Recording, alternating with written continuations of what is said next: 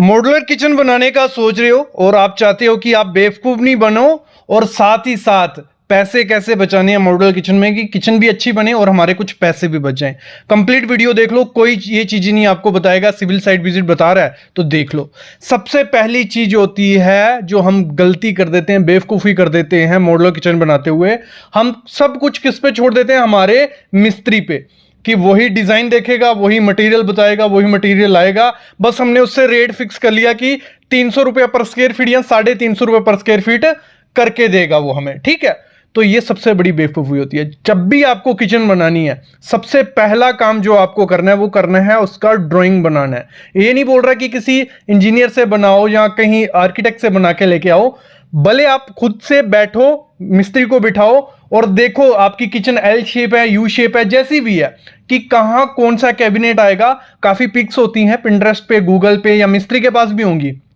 वो देख के ना एक आइडिया लो कि आपकी कैबिनेट कहां कहां आएगा, कहां आपकी शेल्फ बनेगी, कहां क्या बनेगा। तो उससे आपको आइडिया रहता है कि आपका कितने एरिया में किचन बनने वाला है। हम लोग सब उस पर छोड़ देते हैं, वो कहीं जगह एक्स्ट्रा चीजें बना रहा है, कहीं कम बना रहा है, तो आपके कुछ काम का नहीं है। तो मैं कहूंगा पहला स्टेप तो ये लो, थोड़ा डिसाइड कर लो, ड्रॉ कर लो पेंसिल से कि यहां ऐसे ऐसे होने वाला है। वो नहीं होता है आपके पास तो आर्किटेक्ट, इंजीनियर हायर कर लो जो आपको सिंपल सी एक ड्राइंग बना के दे देंगे। उससे होता क्या, उससे पैसे भी बचते हैं और सही से आपकी किचन भी बनती है। ये पहली चीज करनी है। और इसी में क्या होता है, जैसे आपने किसी को किचन बनाने को दी, उसने को बोला कि 1200 या 1800 रुपए पर स्क्वायर फीट में लूंगा, लेकिन 1200-1800 रुपए में वो देगा क्या? क्योंकि इसमें बहुत ज्यादा आइटम होती हैं।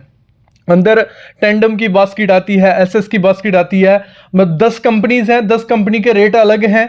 और अगर टेंडम लगा रहा है तो रेट अगर 2200 दे रहा है तो ठीक है, अगर वो 2200 में आपको एसएस लगा के देगा, कौन बताएगा? तो मेरा कहने का मतलब यही है कि जब भी आपको किसी को पर स्क्वायर फीट के हिसाब से देने हैं, भले लेबर या विद मटेरियल, तो आपको पता होना चाहिए क्या क्या चीजें लगने वाली हैं, कौन से कैबिनेट बनने वाले हैं। ये बहुत बड़ी गलती होती है, इसमें आप बेवकूफ, पैसे भी आपका जाता है और चीज अच्छे से भी नहीं बनती है। दूसरा काम क्या होता है, जब हमारा किचन रेडी हो जाता है, हमें उसने कहा था कि माइका की किचन आपको सब कुछ फिक्स था कि 1200 रुपये पर स्क्वायर फीट में बना के देगा। जब मेजरमेंट करने की बारी आती है तो आपको मेजरमेंट का आइडिया नहीं होता। आपका होता है 10 बाई 10 की किचन है या 8 बाई 10 की किचन है तो इस हिसाब से होगा। नहीं, जो आपके कैबिनेट बनेंगे, जैसे नीचे काउंटर के नीचे कैबिनेट रहेंगे, जो ऊपर के कैबिनेट रहेंगे, उनको मेजर किया जाता है। मैं आपको एक एग्जाम्पल की हेल्प से समझाता हूं कि कैसे आपको कैलकुलेट करना है और फिर रेट डालना है। फिर आपको देखना है कि सही रेट बैठ रहा है, नहीं तो वो क्या करते हैं, रेट आपको 1000 रुपये पर स्क्वायर फीट कर देंगे, लेकिन जब मेजरमेंट करेंगे वहां अगर वो 2-3 स्क्वायर फीट ज्यादा करके तो 4-5 हजार रुपये ऐसे ही एक्स्ट्रा हो जाएगा। तो मैं कैलकुलेट करके बताता हूं। बाकी मेन चीज आ गया, जैसे कि 20 से 30 हजार रुपये कैसे आप बचा सकते हो किचन बनाने में, कम से कम 30 हजार बोल रहा हूं, तो वो आगे बात करता हूं।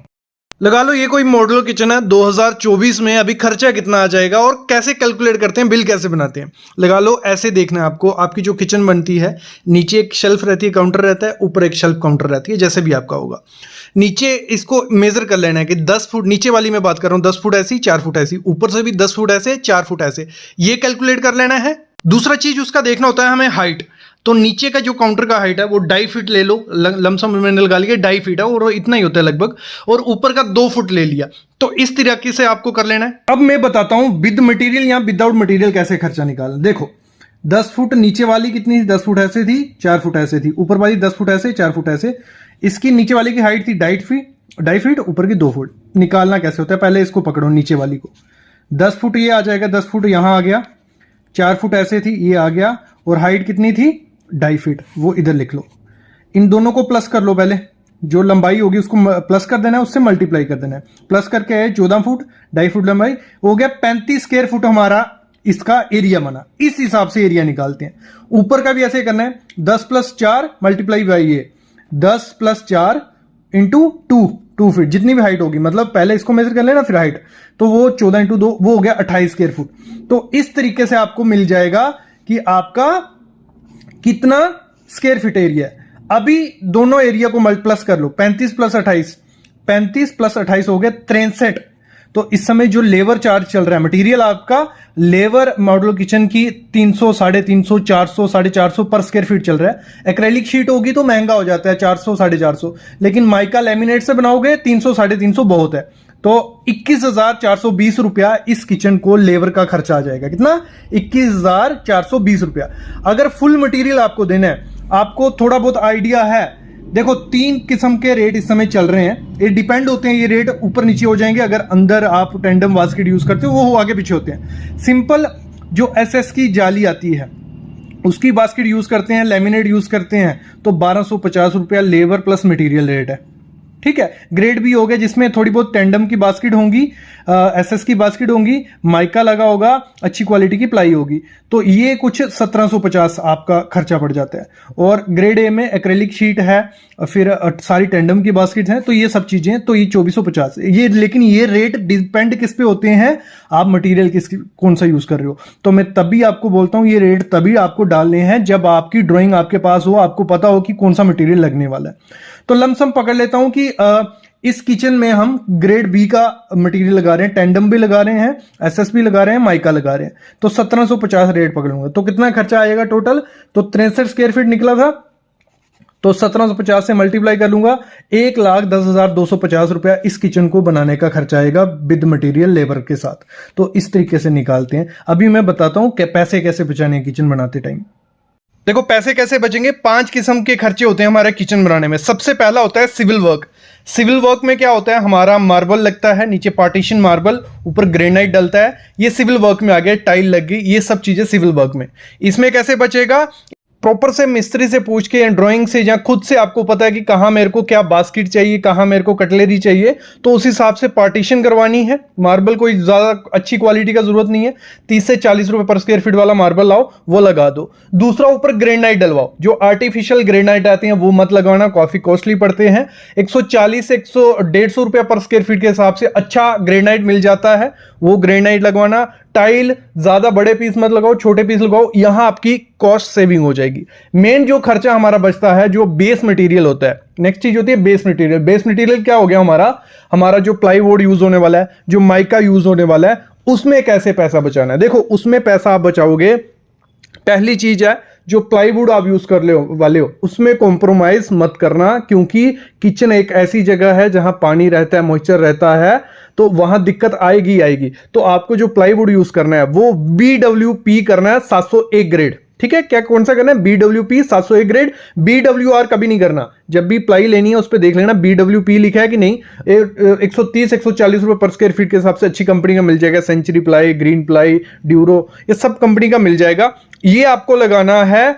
MDF, HDMR, WPC, ये सब चीजें मत लगाना। इसमें होता क्या है, एक तो टर्माइट फर्माइट इसका कोई दिक्कत नहीं होता है, लेकिन इसमें लूज हो जाते हैं, आपके जो स्क्रू लगे होते हैं, कब्जे लगे होते हैं, वो लूज हो जाते हैं थोड़े टाइम बाद, तो आपको प्लाईवुड लगाना है। दूसरी चीज जो इसमें हम माइका यूज कर सकते हैं, एक्रेलिक शीट, ग्लास, तो आपको करना क्या है, माइका यूज करो, लेमिनेट भी जिसे बोला जाता है, तो लेमिनेट यूज कर रहे हैं। और ज्यादा जरूरत नहीं है कि 1.5 mm या 2 mm का यूज करना है, 1 mm का अगर माइका आप लगाते हो, और पॉसिबल करो सिंपल कोई लोकल कंपनी ले लो, विर्गो वगैरह, आपको 800, 900, 1000, 1200 इस रेंज में आपको माइका मिल जाएगा। 1 mm, 1.2 mm अच्छा माइका मिल जाएगा। अगर आप जाते हो रॉयल मेरिनो या ताजपुरा, तो इनके जो माइका होते हैं वो काफ़ी कॉस्टली होते हैं, तो आपको सिंपल लेना है, क्योंकि उसमें भी हमें सेम फिनिश मिल जाती है। तो विर्गो वगैरह अगर आपके एरिया में मिलता है या लोकल कोई ब्रांड है तो उसका ले लो। ये चीज़ हो गई।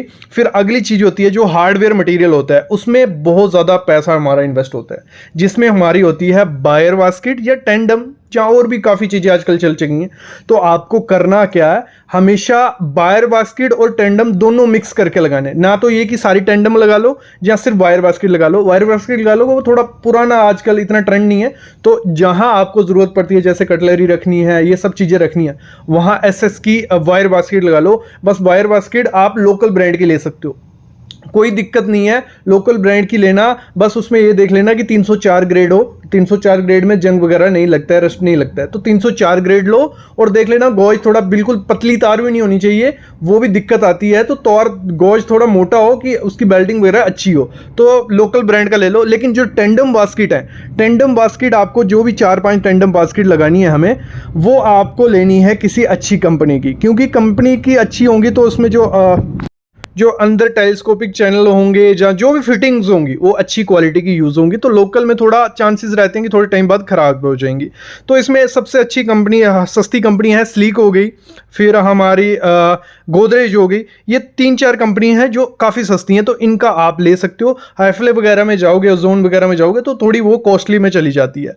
तो ये मिक्स करके लगाना, मतलब एसएस हमारी सस्ती क्वालिटी की लोकल ब्रांड ले लो 304 ग्रेड, और टेंडम एक अच्छी क्वालिटी स्लीक की ले लो, या गोदरेज की आपके एरिया में जो भी मिलती है। ठीक है, ये क्लियर हो गया। क्योंकि सबसे ज़्यादा खर्चा जो हमारा होता है वो बास्केट्स का होता है। अगर हमें बास्केट की जितनी ज़रूरत है उतनी हम लगाएंगे तो हमारा खर्चा बहुत ज़्यादा कम हो जाएगा किचन का।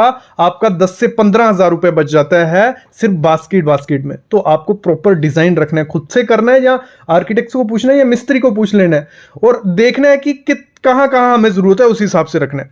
अगली चीज आपको क्या करनी है, जो हार्डवेयर में ही जो चैनल्स होते हैं या डडू कब्जे हैं, हिंजेस बोला जाता है इन्हें, ये बहुत इंपॉर्टेंट चीज होती हैं दोनों।